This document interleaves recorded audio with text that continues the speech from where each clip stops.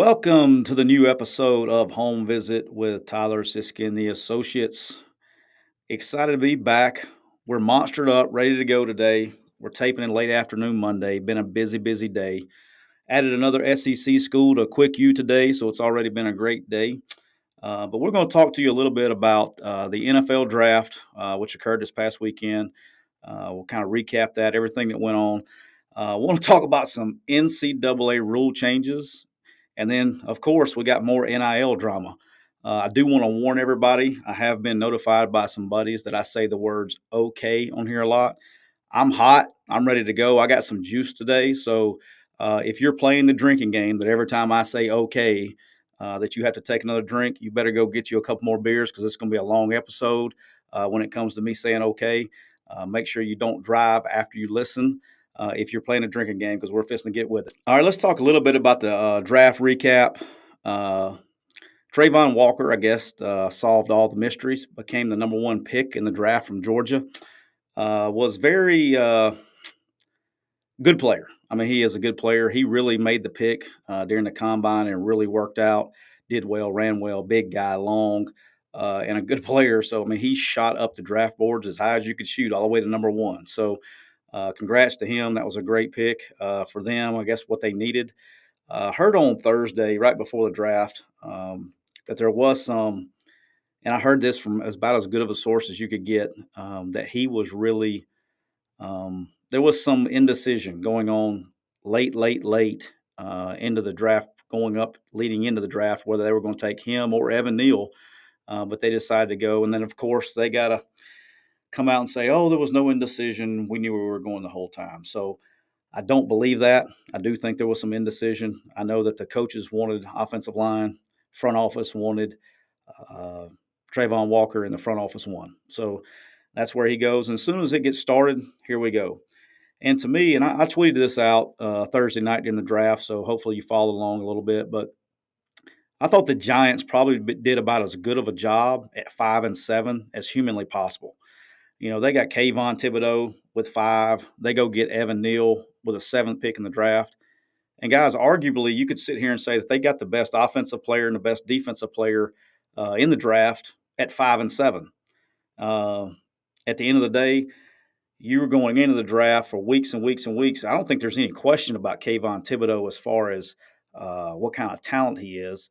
There was this question on does he love football and things like that, and I think that's why he slipped. I don't know. I've never talked to the kid.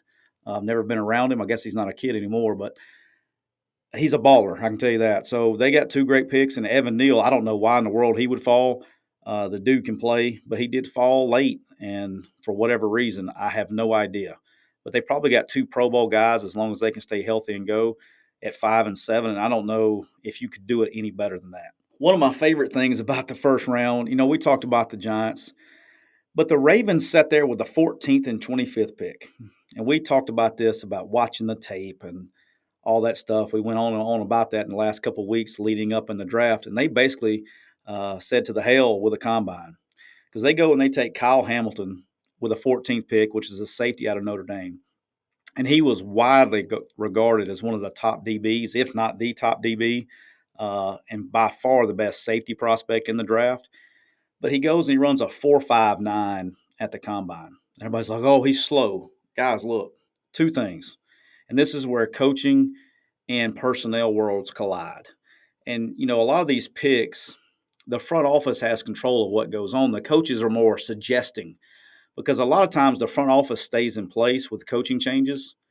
And so they're the people that have to be there, you know, usually over multiple head coaches. And so the front office kind of gets their say more than the head coach. Now, you do have some organizations that you always hear about coach wanting total control. And that's, you know, New England, places like that where the coaches, this is who we're picking.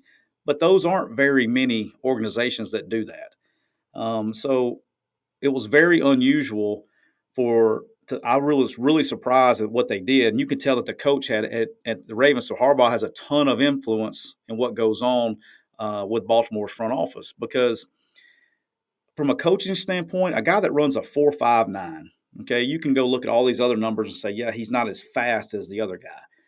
But there's this little thing called instincts. And when you get an instinctive player that can get moving before the other guy, he ends up being faster than guys that are 4.4s, 4.3s because he reacts faster.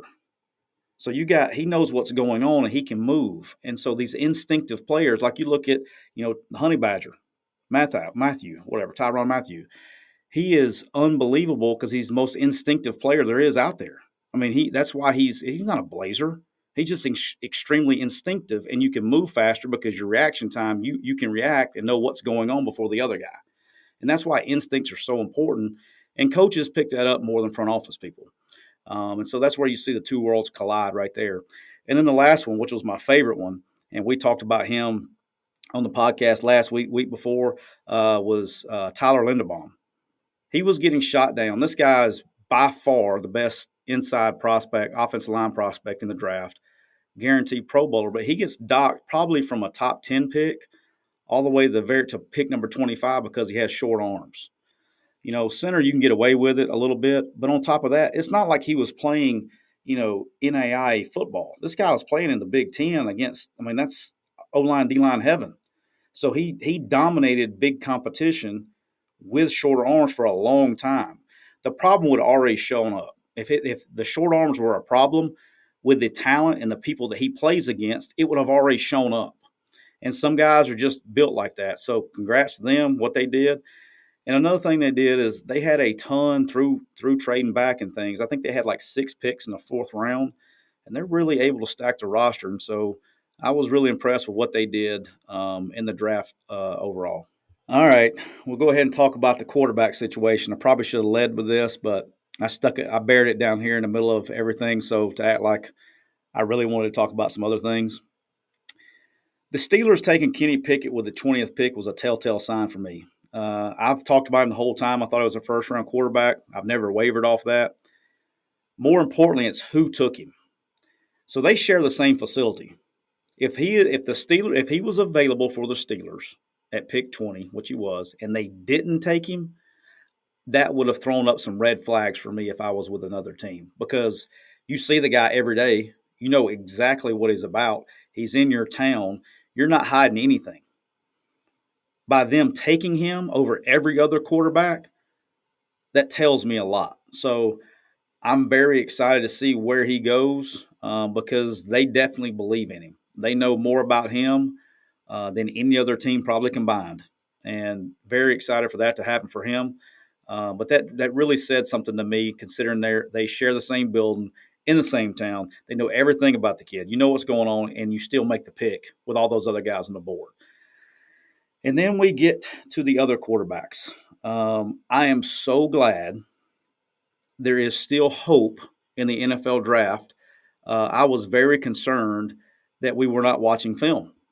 And I was like, we're watching guys and routes on air because all this talk about these guys getting taken way up the board. I'm like, whoa, whoa, whoa, whoa, whoa. We need to watch the film. And sure enough, come draft day, didn't matter about all the talk. They skipped a whole round. The second quarterback wasn't taken until the 3rd round. And that was when Ritter was taken by the Falcons. The Cincinnati quarterback was actually the second off the board of the Falcons. The Titans take Willis in the 3rd round. And then Matt Corral drops all the way to the end of the 3rd round with the Panthers. They actually trade up and get him in the 3rd round. And look, I'm still going to war with Matt. I know Matt. There was a lot of rumors floating around. I'm not going to get into those. I think other people tried to do it. I think other people couldn't confirm the rumors, and I'm not getting into them. But at the end of the day, Matt's got his opportunity, and it doesn't matter what anybody says now, okay? He's on the Panthers. He's got a chance to go win the job, and now he's got to go do it because all this draft talk and all of the where are we going to go and who's going to be – you're with the Panthers. Sam Darnold's the starter.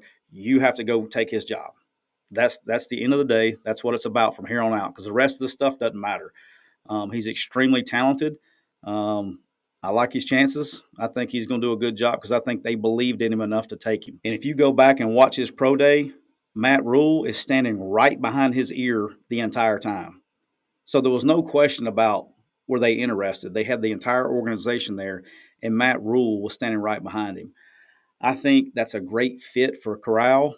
I'm going to say, since I said Matt Rule and Corral, and Matt Corral, I call it Corral and Rule. I think it's a great fit for Corral because Matt Rule is a college guy and has been in college, and he understands the mentality and what they do offensively and with quick release. I think it's a good fit. So I'm excited to see what he does there. And like I said, it doesn't matter from here on out. He's got a shot, go get it. It doesn't matter where you're drafted. The only thing that matters is what his signing bonus is, and the rest of it is nothing's guaranteed besides his signing bonus. He has to go play now. So let's go get it done, and I'm excited to see what he does come the fall. All right, last thing about the draft, and I couldn't go without saying this, was all the misinformation given to these experts was a thing of beauty. I was laughing very hard. Uh, I saw Todd McShay go on this whole deal about how the Giants were never going to pick Kayvon Thibodeaux because of how bad the interview was. I mean, he was just going on and on about how bad this interview was, and he's not a fit, and they didn't like him. And then about the time he said that, it was like the pick is in. And it was just these teams are throwing smoke screens to all these guys, and it's a thing of beauty, man. It was very entertaining. I probably got as much entertainment about all the experts being wrong and all the mock drafts being wrong as I did the actual draft itself. So keep an eye on that. It'll be interesting how those relationships are mended moving forward. All right, we're going to shift gears right here. We're going to hit to the NCAA rule changes. Wow, I don't even know where to start. So Mark Emmert, who is the head of the NCAA, announced that he was going to step down July of, I guess that's 23, or until they find a replacement.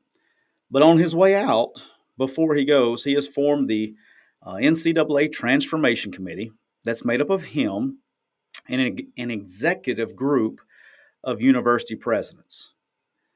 That's problem number one. So we're going to have a transformation committee of what's going to go on in sports with people who have never coached or played sports. All right, that's a good start. All right, here we go. So that's problem number one. So here's where we're at. The NCAA wants a future where rules and the burdens of those rules are shifted to the conferences. And all they want to do is hold their championships. They want to hold the NCAA tournament for sure because that's their biggest moneymaker. It's not even football. It's the NCAA basketball tournament. But they want to hold their championships, and they want to collect their check, but they don't want any of the responsibility. Last year when that court case came out, with the NIL court case came out and hammered them, they got stung a little bit. So they want all the litigation to go to the conferences. And so what they're going to try to do is they're going to try to let basically the individual conferences make rules and govern themselves, and they're going to have a couple of guidelines, but they're going to let the individual conferences come up with a majority of the rules. So here's some things that have been proposed, okay, and I shook my head on a couple of them. All right, so the first one was removing the cap on sports that offer partial scholarships. Okay, so let's talk about men's baseball. All right, men's baseball, most schools are, I think it's 11.7, 11.3, it's 11 point something scholarships. I should have asked Chase. He could have told me the exact number, but it's 11 point something, 3, 7, somewhere in there, when they have 35 players on the team. All right, so they're saying we're going to remove the cap, and now you can go, men's baseball can go 35 scholarships. All right, cool, that's really awesome. But there's this law called Title IX. All right, so every time you add a male scholarship, now you're having to add another female scholarship. So let's do a little math here. So that's 23.3 additional scholarships that you're going to have to come up with, call it 24, for another sport. And so if you want to add, let's say the SEC comes in and says, hey, baseball, which it is, baseball is a big deal in the SEC, right? So we're going to go up to 35 scholarships. So now all these schools are going to have to add more sports where they add more scholarships to females, or they're going to have to cut a male sport that has scholarships. Now, I'm not saying they will ever do this, but it'd be like, okay, we're going to go to 35 in baseball, but we're going to cut our entire men's track team and have just women's track or something like that. But you have to have an equal number. It's not as simple as saying, hey, you can go up to, you can remove the cap, but you're going to have to manage your sports. You may have to add a sport, okay? Example, I've been there, and I didn't understand why at the beginning, but early in my career, I'm at Arkansas State, and they had women's bowling as a sport, NCAA sport. So they could, you know, even out the Title IX. You see a lot of women's soccer, but now that's gotten so popular that almost every, a lot of schools have women's soccer now. Used to not. I remember when Auburn actually had just started their soccer team when I was there the first time when I was a student. And so you're seeing a lot of these, if you don't have a gymnastics team, like Ole Miss, they don't have a gymnastics team. Maybe a great time. If you're going to add there, you need to add a gymnastics team. So Title IX still exists. And so the problem with this is this. If you remove the cap and you go to 35, guaranteed the SEC is going to 35 in baseball. But now you got to add more sports. So there's more cost than just the scholarship. We're talking about this is a multi-million dollar decision here. So money. Two is this. Well, what about our good friends down at Monroe? Are they going to be able to add 35? No, they're not going to be able to afford it. So now you're going to have this huge separation in the sport like baseball. So you're going to have teams that are on 35 scholarship players, and you're going to have teams that are on 11 like they are now. So it's a mess. We're going to create again. It's something that hey, look, y'all can go do it, but we don't care, and we're making the problem worse instead of making the problem better. Let's do some other rules and make things better. But I like how they're just going to throw that out there and not realize that there's a bigger problem than just simply saying, okay, now you can put 35 on scholarship. It's not that easy. But they're not going to tell you that because they don't want anybody bitching. All right, here's the next one. That's very interesting. And I know why they're doing this. Let me explain why they're doing this. Very similar to why we have the NIL rule right now. So here we go. This is NIL version number 2 right here. Getting rid of the number of coaches per team. Okay, so what that's saying is this. Is right now, if in any school has it. Our good friend Rich Rod has them at Jacksonville State. Everybody has them, okay? Analysts or off the field people, right? And so what they're saying is now those analysts and the people that are there can now coach. So instead of being called an offensive analyst or an offensive line analyst, it'll be set up like the NFL where it's the assistant offensive line coach. Okay, or you'll have the offensive line coach and then you'll have the assistant offensive line coach instead of him being called quality control or analyst. And that those guys can now coach on the field and give instruction. Look, guys, this already occurs. The most broken law in the history of football. These guys still coach. When compliance comes out there, you just don't say anything. You sit there with your arms folded so you don't get caught. But when they leave, you're like, hey, look, when we're comboing up to the inside backer, make sure you're scraping it. You're coaching and giving coaching points on the side. Every university does it. And you can't govern it. So this is their way, kind of like NIL. Hey, look, I know everybody's getting paid to play, so we're just going to do this NIL thing and kind of because we can't enforce it. This is another rule that they can't enforce, and so they think this is going to fix that. But just like we talk about all the time, when you make rules, we're going to find a way to use those rules to our advantage. So let me tell you what this is going to do. When you get rid of the number of coaches on the team and you can go do those things, you're turning this dead into the NFL. This is what it's going to be. Because now you're going to have full scouting departments, and I mean real scouting departments, where people like me, you're going to go hire a whole staff, and instead of your coaches going on the road recruiting, now the staff is. So you're basically going to have scouts. That's all they do is they go recruit kids. They don't coach a down. Their whole life is spent on the road. Very similar to NFL scouts because they have area scouts. They have the Southeast scout. They have the Northwest scout. Whatever it is, they have areas. That's what's going to occur. Okay, well, here we go. We're widening the margin between the have and the have-nots. And you're going to have some guys that you would think that were in the part of the haves that are actually going to be in the part of the have-nots. You're going to have a lot of Power 5 schools that aren't going to be able to fund full departments like this. And you're going to have some that have more money than they know what to do with, can go fund everybody. They can go get the best of the best, and it basically just outmoney everybody. And it's just widening the gap again. So, again, just another byproduct of a rule. The third thing is expanding direct payments from schools to athletes with the NIL structure and paying all that stuff. So, basically, the schools being able to pay players. Now, see, I think they're actually onto something here. I'm going to give them credit when they deserve it. This is probably their last straw of attempting, and I'm going to say attempting, to get the toothpaste back in the tube with the NIL and everything like that. I know y'all listen to this and y'all listen to me talk about NIL and you spend about 15 minutes thinking about this. I spend a lot of time thinking about this because this is what I do.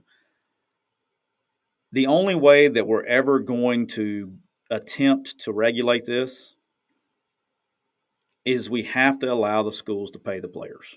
That's it. That's how you're going to do it. Because at that point, there will be a finite number that will control all this.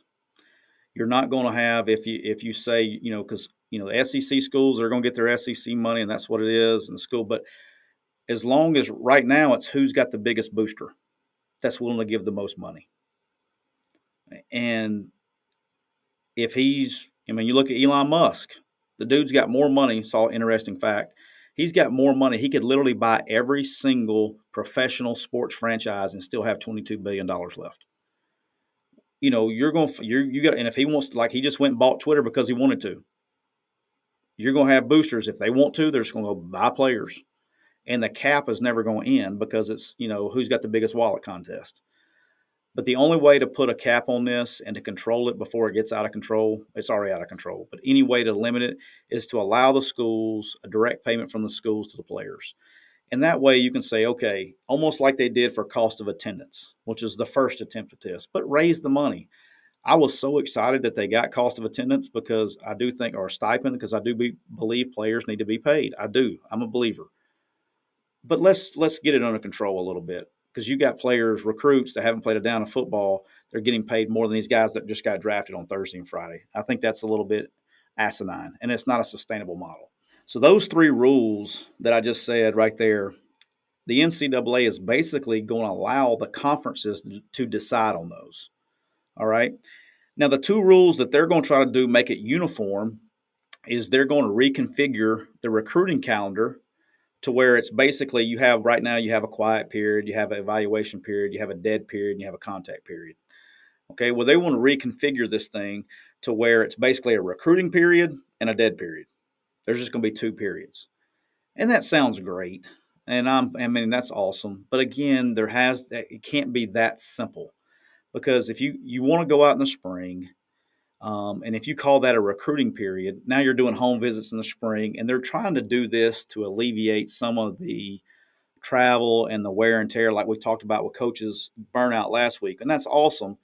But if you make the recruiting period in the spring, you've just extended the contact period, which is the one that grinds you down.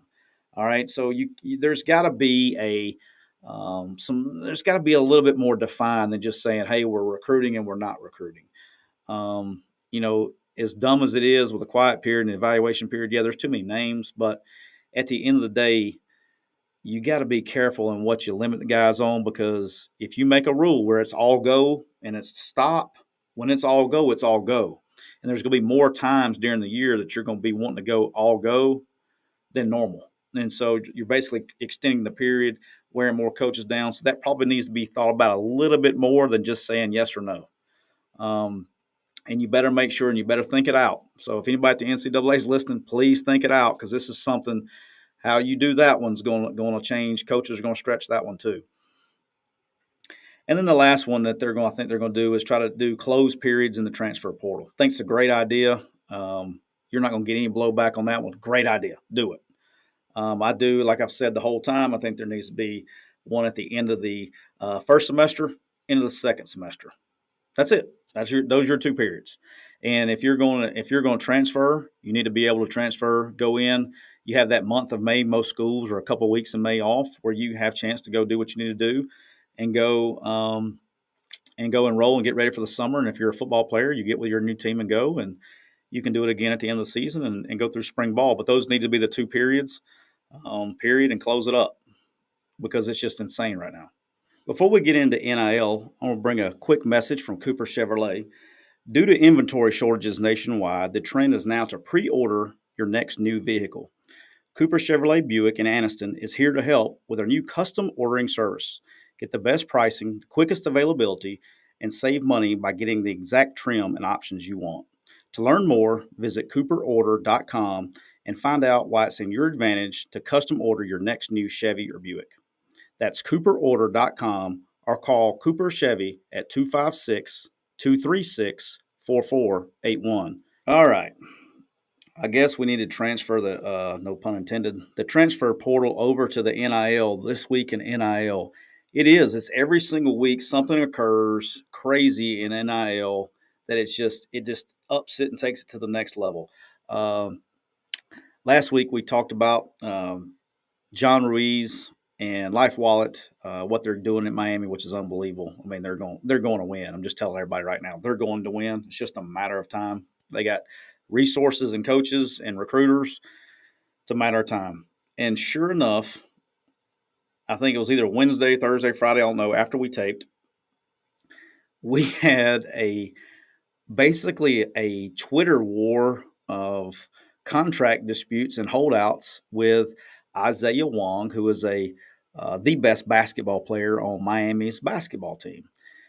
And so his agent says, hey, Isaiah is going to go in the transfer portal if he doesn't get basically more money from his NIL deal.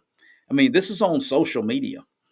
And here's what happened. I know we talked a little bit about it last week, but so the Kansas State basketball player transfers to Miami, and then all these recruits are coming in, and all this NIL money is being dealt out, and he's sitting there, and he's the best player on the team. Let's take him to the Elite Eight, and he's like, "Wait a minute, I want to up my salary," and so he basically threatens the transfer, which is literally verbatim what Nick Saban said the week before that, almost like he was Nostradamus or something predicting the future. Literally what Nick said the week before that everybody was bitching about happened at Miami. And there's nothing to stop these guys from doing this. There's nothing to stop it. And I mean, what do you do? And so John Rees comes back on Twitter right back at him because he's not scared to talk on Twitter. Just so you guys know, he's actually a very fun follow. I enjoy the hell out of it because I think it's a great thing what they're doing down there. He's like, look, we're not renegotiating the deal. I don't renegotiate. He'd already negotiated a deal, and so he's not going to renegotiate it. But whatever happened, this was the other best part. They seemed to kiss and make up very quickly. He seemed to be doing a Life Wallet commercial pretty quickly after that. But it can get nasty and create, it goes back to talking what coaches are talking about is how it creates this negative deal inside of a locker room to where if you got players that have been on your team for a while and you got these other guys coming in that aren't playing but are making millions of dollars, what does it do to a locker room? What does it do to the chemistry of a team? And so, you look at a guy like Bryce Young. I mean, this guy's going to be the number one pick in the draft. You don't think he could go get some NIL money from boosters? Now, he doesn't need it because he's getting everything. But all you have to do is go in the portal. And sure enough, another guy, this happened to football, Jordan Addison. Okay, for those of you who don't know who Jordan Addison is, he won the Biletnikoff as the best wide receiver in college football. He played at Pitt. So he says he's going in the portal. Okay, and I have an update for you on that here in just a second. But he says he's going to go in the portal. Basically, just do the same thing. He wants to see what his market is. I mean, this guy's the Biletnikoff winner now. Okay, he can play. He will anybody that wants him. I mean, he will demand the market because he's that good of a player. He would have been in the draft, and he'd been right there with the rest of them in the wide receivers in the first round if he would have come out this year. But he's only a second-year player, so he has one more year to go. He will be a first-round player this year. He's playing 1 year. You're getting 1 year out of this guy. And then what happens is all of a sudden there's rumors that USC, and they're rumors, I can't validate them, I've tried last 2 days, that he has but there's a lot of smoke. They've offered him basically a $3 million house and this package, NIL package, that's going to make him, very wealthy. Well, Narduzzi didn't like that, so he called Lincoln Riley up and confronted him on tampering about his players. He didn't like that. And I think as coaches, we have to all be really careful of that. There's so much tampering going on. It's kind of like those in glass houses don't need to throw stones. And it may not be the head coach. And the head coaches may not have a clue about it. But there's probably somebody on every staff that's tampering at some level. Okay. And there's no way that anybody can say, well, we don't do it. Well, I'm not saying the head coaches are doing it. by any stretch of the imagination. But there's a lot of people in these staffs that are. And there's so much tampering going on. I would almost be shocked if somebody on the staff wasn't tampering, at least one person on every staff in America. But I'm just really surprised at this is where this is in 1 year. This is what we've done, and not even a calendar year yet. Not even a calendar year. I just want to remind everybody this NIL stuff did not start until July 1 of last year. So we're not even a year into this deal. We're 10 months in, and this is where we're at. What's going to happen a year from now? What's going to happen 2 years from now? What's going to happen 3, 4, 5 years down the road? We're so far down this road that we're ruining the game. Because now, think about this, and this is what there's no penalties for the players.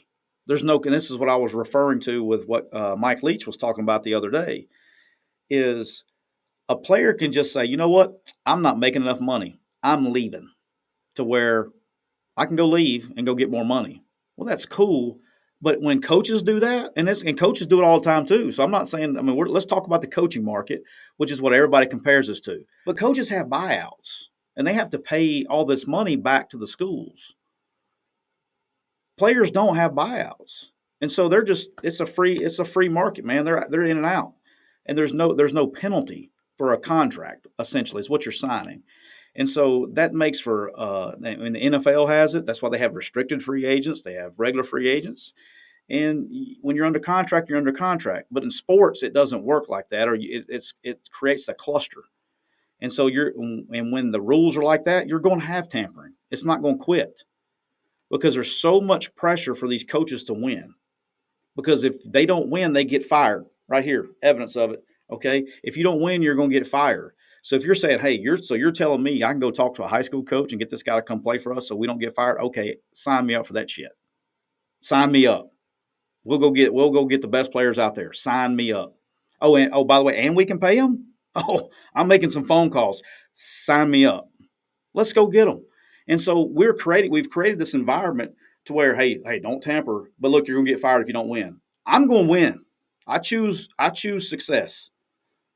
If you tell me I can go pay players legally and I can go tamper, not tamper, I'm going to get them. And that's just, and for the players, don't hate the players though, because if it was your kid, you'd be telling them to do the same thing too. This isn't about the players. Go get all the damn money you can get.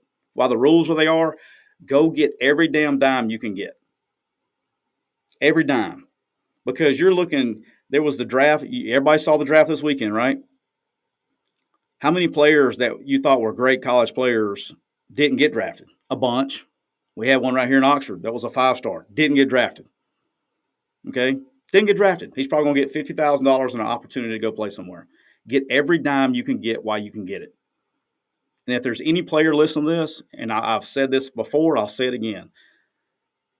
Every human being, that's ever played this game, we all get told we can't play anymore. Some get told sooner than others, but we all get told. Okay? Everybody gets told. So while you can get it, go get it. And you never know what's going to happen tomorrow. Anything can happen. Get every dime you can get. But from a rules and regulations standpoint, if we continue down the road that we're going, we will destroy this game. Destroy it to where it cannot be repaired. And I want to, but we're just right now, we're going like, hey, I'm going to form a committee to try to solve the problem with people who have never done it before. But, here's what I'm going to do. And I got a great idea. Here's what I'm going to do. I'm going to build a rocket ship, and I'm going to get a couple football coaches to go build it. It makes no sense. Get people that know what they're doing in place to make these rules. If you want to fix something, how about let's ask the people who are in the business or put them on the committees. Not a university, and no disrespect. University presidents, you get there for a reason, okay? But do your job. That's why if university presidents knew so much about damn football, they'd be coaching football because they make more money coaching football. Has everybody ever thought about that? You think if the university president was so damn good at making football decisions, he'd be a football coach, making 10 times as much money? Go do that.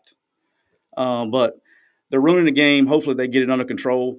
And unique thing with Jordan Addison though is I checked. I won't throw him out there, but I did call a university. He is not in the portal. Never has gone in the portal. Now, why is that significant? Because May the 1st was the deadline to go in the portal to be eligible for next season. I didn't call one school. I called two schools. He is not in the portal. Now, I was told this: as long as he has sent an email to compliance notifying them of his intention before May the 1st, it will still be okay. But as of that would have been noon today, noon on Monday, May the 2nd, he was not in the portal. And I'll have some more portal numbers for you next week. I got some guys running some numbers on the portal for me. But as of noon today, he was not in the portal. So that's pretty significant. So hopefully if he has plans to go in the portal, he did notify him, because that would be a shame that he would not be eligible for next season. Guys, make sure you follow us on Home Visit Siskey on Twitter. Also, make sure you subscribe to our YouTube page, Home Visit Siskey on YouTube. Make sure we're also on MPW Digital. Also, leave us a review. I guess I got to start asking for 5-star reviews now that we're getting sponsors. But I like my 3-star review, just in case you still want to give it to me. And until next time, take care.